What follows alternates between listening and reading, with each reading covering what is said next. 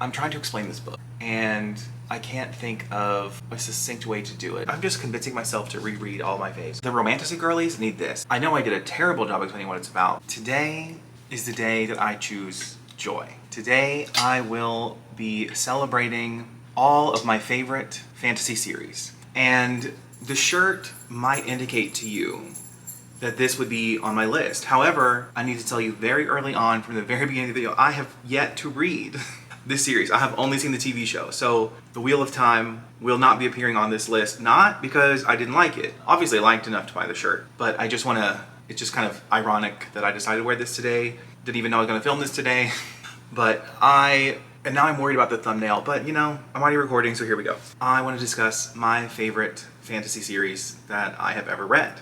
And I have started many, completed a few, and obviously these that I did complete the whole series have made it to the list if I found them to be a favorite, so that's the whole point of the video. You get it.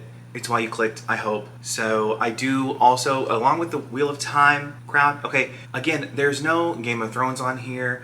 Again, not because I haven't read it. I have every intention to read that, actually. And hopefully it will knock several series off the list. But based off of what I have read at this moment in my life, these are my top 10 favorite fantasy series. I obviously recommend all of them. If you like any of the others, I think it would be fair to assume you might like them because I do, but of course, every reader is different. We're gonna start off at number 10 with the Daughter of Smoke and Bone trilogy. Now, if you follow my channel, you might believe there will be a repeat author on here, but it's probably not who you think it is because that author I combined into one spot. So this is the only author to have 2 entries on the list, and that is Laini Taylor. The Daughter of Smoke and Bone trilogy is my 10th because of the weakness of the conclusion to the series. I think the first 2 books are incredible. I gave them both 4 stars, but like maybe more like 4.5 when I look back on it. I loved the first book. The first book was so good, but I actually read this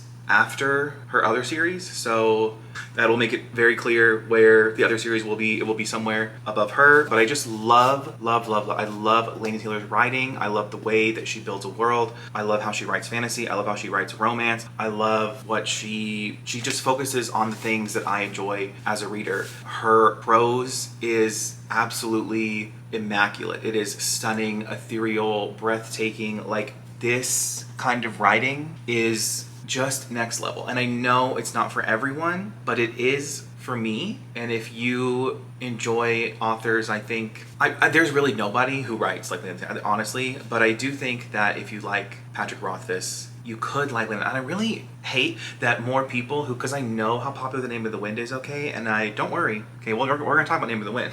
But if you like The Name of the Wind, I don't know why you wouldn't pick up Laini Taylor. In fact, literally Patrick Rothfuss himself is on the back of this book saying, wow, I wish I'd written this book. Patrick Rothfuss said, I wish I had written this book.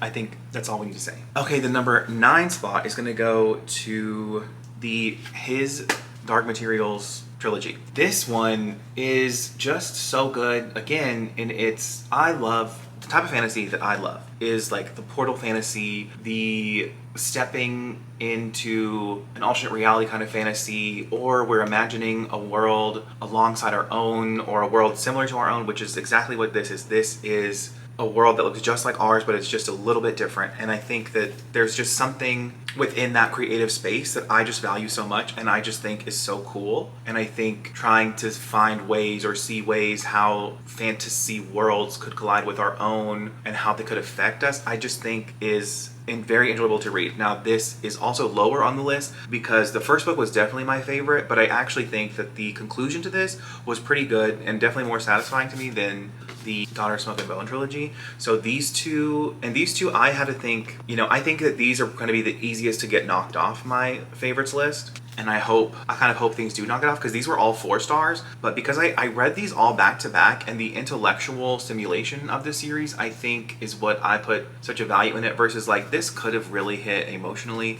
I need to stop comparing everything. But like this was very good on an intellectual level. I loved Lyra as a character in the first book. I think for some reason the way that the story continues, you get kind of less attached to her. But as far as like the concepts and the discussions and the like sci-fi fantasyness of this is just so good. So of course it's number 9 on my list. Now, the next 8 I've had on a list for a long time. The next 8 spots I have cemented for a long time. These are favorites. So these are going to be hard to knock off. Number 8 is going to be The Name of the Wind, Patrick Rothfuss, who we've already mentioned briefly. But again, the writing in here is so incredible. It's just so good. And this was like before, I hate how this is like annotated with these things so far out, but kind of irrelevant. The Name of the Wind it's just such a good book. It's so well written. It's so funny to me how people claim that this is boring, but I understand how you could think it's boring. And I understand every single critique of this book. I genuinely agree with every single critique of this book. Like, people argue that hardly anything happens, it's meandering, and I guess that's what I'm looking for in fantasy. I feel like this does such a good job of just taking you out of reality in a way I have seen so rarely. I cannot think of many other books that have transported me in the way that this book did. Now, it was knocked down a lot of spots because of the sequel, which I have only read this one and the sequel once. So, rereading it could move up. I don't know that it'll get knocked down. I don't know that it'll get knocked off the list ever, but it's just so good. It's just so good. It's incredibly popular. It has one of the most ratings of any fantasy book, I think. And I think that, author behavior aside, like, this could go down as like a classic. The magic system in here is so good. That's a whole other skill that Patrick seems to have. I think this is such a good beginner fantasy book because it's told in first person. But the plot of this book, I'm just gonna link a couple videos from Jay from Captured in Words about why you should read this book, because I think he'll just sell you on it better, especially with his editing skills. Like, I think he's gonna really get you. He's gonna get you on it, and you should get got. But I'm trying to explain this book, and I can't think of a succinct way to do it, which is why I kind of understand these publishers who are like not willing or able to give good synopsis. It is a skill. It is a challenge. At the beginning of the book, you find out that like this guy is kind of hiding in an inn, and he's going to begin to tell his life story to our chronicler. And just something about it and the way that like nested storytelling thing, I just love that. Maybe, I don't know, Patrick Rothfuss was influenced by the Arabian Nights, but I know people have compared that. I've read some of that book. I haven't finished that book, but I know that is like a comparable thing to this, and I love this book. I might reread this like tomorrow, just for a little sip of joy. Man, he can write. And I do think that maybe I could reread the second book and appreciate it more. Okay, number 7 on my list is going to be the Nevermore series by Jessica Townsend, which is so whimsical and cute and fun and just adorable and everything I could ever want. Again, it has that like somewhat portal fantasy element. I mean, just look at this absolutely stunning edition. We've got Jupiter North on the back here telling you step boldly. I love this. Like all these little, this is exactly the vibe of the book. This is incredible marketing. But basically, Nevermore follows Morgan. It follows Morgan Crow in the first book. I believe this is technically high fantasy, but it doesn't really read like that. It reads more like portal fantasy in that, but you start off in this alternate world, and Morgan is like constantly blamed for all of the issues in the world and everything wrong, and she has to write letters to people apologizing to them as if it's her fault. Everything's her fault. But then she is whisked away to a fantastical place called the Wonder Society, and it's just her learning her place. There's a hotel that does all kinds of magical stuff. It's just so good. Again, now I'm just convincing myself to reread all my faves, which I might highly recommend. Okay, number 6 on my list is also right here on the bookshelf, and if you can see, you might be able to tell what this is a picture of, and you might not. But if you can't tell, it's the Percy Jackson and the Olympian series. Now, I read this series for the first time, I believe I was 28 years old. That was 4 years ago. So a lot of people will tell you these books are for children and that only children could appreciate them. Again, same with this. I think this might have more adult appeal than the Percy Jackson series, but I think the Percy Jackson series, it's just so good. It's just so good. But if it's an incredibly popular book, so I'm sure that you've heard of it, but if you haven't heard of the Percy Jackson series, again, we're starting off with a character in the real world who has all these weird, quirky things happening to him in which he is unaware of what's about to happen.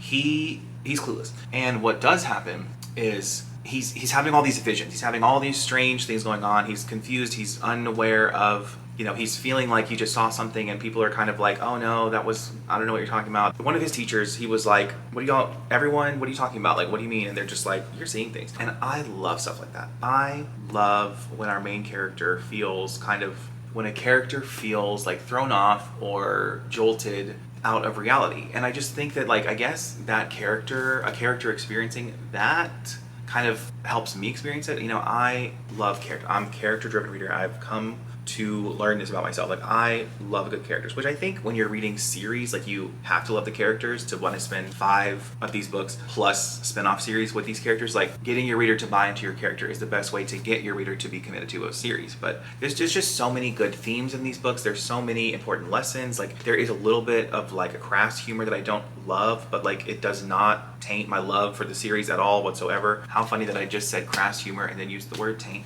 There's some poop jokes, like, and no, I don't love those. I really don't love those. But the lessons Percy learns in these 5 books are just, they're just beautiful. They're just absolutely beautiful. The lessons he learns about, you know, accepting people and not judging people because they're different from you. Like, I love the second book. I mean, the second book is probably my least favorite book, but I love like Percy's character growth in the second book. And then the third book on, like, the mythology aspect is really taken off in the third book. And that, if you've read the series, I'm sure you know, but I do have a review for this series, and I will link any other relevant unboxings or reviews for any of these series in the description, just in case you're interested.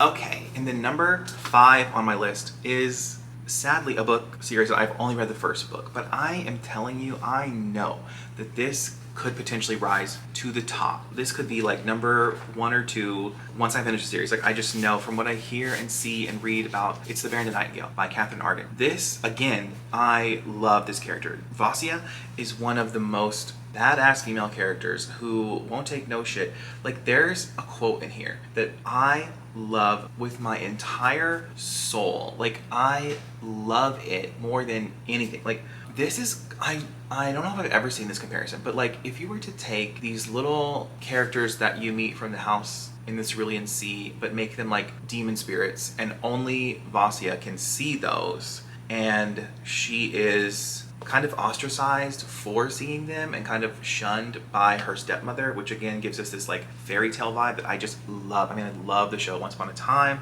Absolutely love how this is written. Again, Catherine Arden's writing, it's similar to Laini Taylor, Patrick Rothfuss. Like, obviously I have a vibe and atmosphere I enjoy. So I think, again, if you like Laini Taylor, you should definitely read The Baron and the Nightingale, or vice versa. I just have only read the first book in here, so I have a little bit less to say about her than the rest. Every other series I've completed all of. So that's number 5. We love her. So my 4th favorite series is, like I said, our only repeat author, and that is A Strange Dreamer. This, I think if you were to take this as an individual book, I would possibly say this is my 2nd favorite book of all time. It's my 1st favorite fantasy book of all time, I think, as a standalone experience. Like, if I was to just only be able to read one book, this would be a top contender. Again, because the writing is so good, the messaging is so good, the lessons that our characters go through, the character growth that our characters go through, like, it's just so good. And I am gonna say that about all of these because these are my favorites, and I highly recommend all of them. Again, we have my favorite premise. We start off in a scenario in which a character is obsessing over a fantasy world, and things happen in which he is whisked away. Okay, I love people being whisked away to whatever reality they are in, and I want that journey for me. I want to be whisked away from reality so bad. Well, that's obviously why I love fantasy. I'm sure it's why many of us love fantasy. Like I said, contender for my favorite book of all time, only to be beat out by a few general fiction books, but that's a different video. We're focusing on fantasy for this video. If you can't tell, this right here, this is a special edition box set of Daughter Spoken Bow. So I was like, I probably love it enough to put it in a top 10 favorite series list, you know, because I spent money on that special edition. Strange Dreamer, though, I think I said what needs to be said here. Okay, this is incredible. I love it. It's so good. Obviously, you should read it. I don't know, like, if you, the romantic girlies need this, okay? Like, this is what I want, and I do not understand how other books have gotten their flowers and Laini Taylor has not gotten hers. Like, I don't get it. Okay, now we're gonna get into the top 3.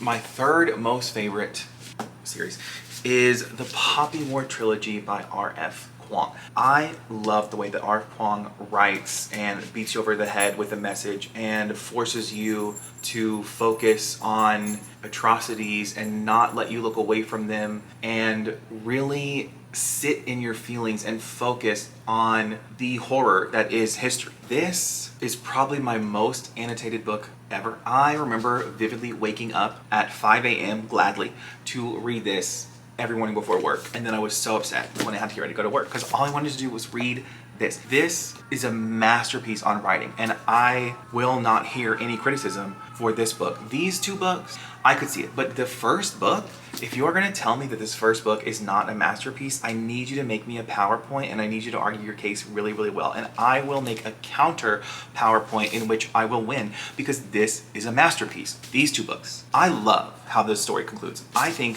the story concludes in the best way that it could possibly conclude.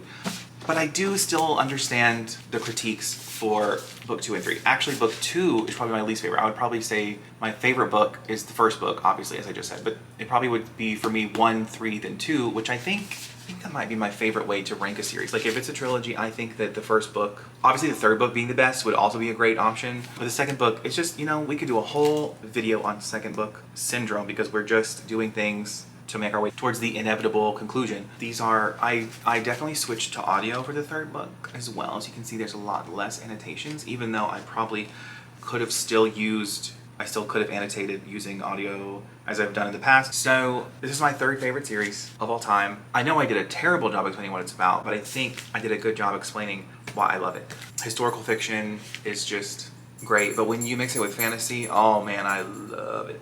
As we're gonna see with my following options here. So that's number 3 on my list. Now let's talk about number 2 on my list. And I think if you saw my favorite authors video, you might be surprised that this is not number 1, but I have decided to combine the entire Shadowhunters universe into one spot, just because I don't think it's fair to give authors more than one spot. Now, if I did include these all as different individual series, which I don't really think you can because they're so interconnected, but this would be like 14 series. I have made so much content about the Shadowhunter books. The Shadowhunter world is probably my favorite book world as of right now. So having as much content as we do, I love. I picked these books up in 2020 and then read them all and then made content about them and have never stopped. So I have a video discussing one of my very first video is my ranking of the books I had read up until that point. Then I made a tier ranking video of the books that I read for that. But one of my favorites that I did was the TMI versus TDA versus TMI versus TDA versus TID versus TLA. This is not gonna make any sense to you if you are not familiar with these books, but basically you compare all the series to each other and determine your favorite. So I did all of that, and I can tell you with confidence that this order right here, this is my ranking. My first favorite series is The Dark Artifices. I love the characters in The Dark Artifices more than, or at least equal to the characters in The Mortal Instruments. I mean, we've got Kid and Ty in The Dark Artifices, we've got Simon and Isabel in The Mortal Instruments, and then we have Tessa, Will, and Jim in The Infernal Devices, and then of course I love Matthew Fairchild, Anna Lightwood, and all the supporting cast. Cordelia is a fantastic protagonist. I just love the way that Cassandra Clare writes women and LGBT characters, and I love paranormal stuff. I always have. I love, you know, shows like Buffy the Vampire Slayer. Supernatural is my favorite show of all time, and I just love all of this. Now, of course, I didn't even mention this. This is kind of like a spin-off series to the other spin-offs in a weird way. This is definitely my least favorite, even though it follows Magnus and Alec, who I love and think are written great. But yeah, Cassandra Clare is my favorite author, but the Shadowhunters world has to be number 2 because there is a series that I love even more, and that is The Diviners, which I have talked about at length so many times. And I think that I just love all the politics going on in this book, but at the same time, this is a fun book. Like, there are deep, important political conversations happening in this book, and yet it remains to be funny and lighthearted and talk about prohibition and speakeasies, but yet also the series discusses, like, I can just think of quotes from this book about, I don't even know which book it's in or who's saying it, but I remember there's nothing more terrifying than a person who believes with absolute certainty that he is right. There's character lines in here. Evie O'Neill is my favorite character of all time. I love her more than anything. She is incredibly selfish, and many people don't like her. This book has a focus on horrific elements. It has a serial killer that is a ghost, which is how in the world can you stop a ghost? But it's just so enthralling and compelling and well written and thought-provoking. It just speaks to me on every single aspect of my brain and my heart. There are LGBT characters in here. There's a big musical factor to it that I just absolutely love. If you like any TV show that Ryan Murphy has made, if you like the sound of Stephen King meets The Great Gatsby, if you like Cassandra Clare, I need this adapted yesterday. I need this adapted 2 years ago. I need this to blow up. I mean, this is so fucking good. To me, obviously.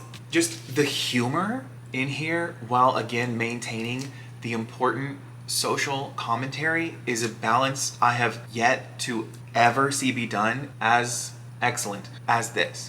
So, and I know I have a review for the first 2 books. I know I've already read the whole series twice. We'll reread again forever. If you read this book, call me, okay? If you read this, call me. I will figure it out. Call me. I don't have words to describe my love for the series. And there's a lot of hate on the conclusion that I understand but don't agree with as well. I think that character-wise, the conclusion is perfect. So as of this moment, those are my top 10 favorite fantasy series of all time. And please let me know if you've read any of these, if you recommend any other series based on this. I would be absolutely thrilled to take it, read it. I do plan to read The Wheel of Time. I have actually read the first Wheel of Time book. I just need to continue the series. And there are a lot of series missing from this list that either, like I said, Wheel of Time and Game of Thrones are probably the 2 biggest that most people would put on their list, but I, being more of a reader who loves a let's fall into a magical world kind of thing, those just haven't been at the top of my priority list. But as someone who loved the Game of Thrones TV show, I own the first 2. So it's gonna happen. It's gonna happen. And it probably could knock some stuff off the list here, but I don't think anything's ever gonna touch The Diviners. And it's crazy to me, and I feel like people are gonna be angry that we have young adult books above some adult books. But I guess the meaning I find in the characters and being able to actually see characters in supernatural settings that are LGBT, is the value in that is immeasurable. There is no greater joy that I can experience than seeing an LGBT character go through fantastical hardships, So that is why you see Cassandra Clare and Libba Bray at the very top of the list, and I will be forever grateful to them for creating the art that they did. I'm also aware that the list is incredibly vanilla, incredibly white, and I do dislike that a lot. I think a lot of that is on publishing to invest in the little guy, If marketing and publishing gets behind someone, they're going to get behind it all the way, and it's a big factor in an author's success. But like I said, if you have any recommendations for things that are similar, especially if they are by non-white authors, I will definitely be reading them. I have every intention. I would love to make a list of my favorite fantasy series that are just non-white authors. I think that would be fantastic. I would love to do that one day. But I have many books to read, so I will get on that. I will leave my Instagram, Goodreads, and TikTok in the description for you to check out if you would like. Otherwise, have a great day. Bye.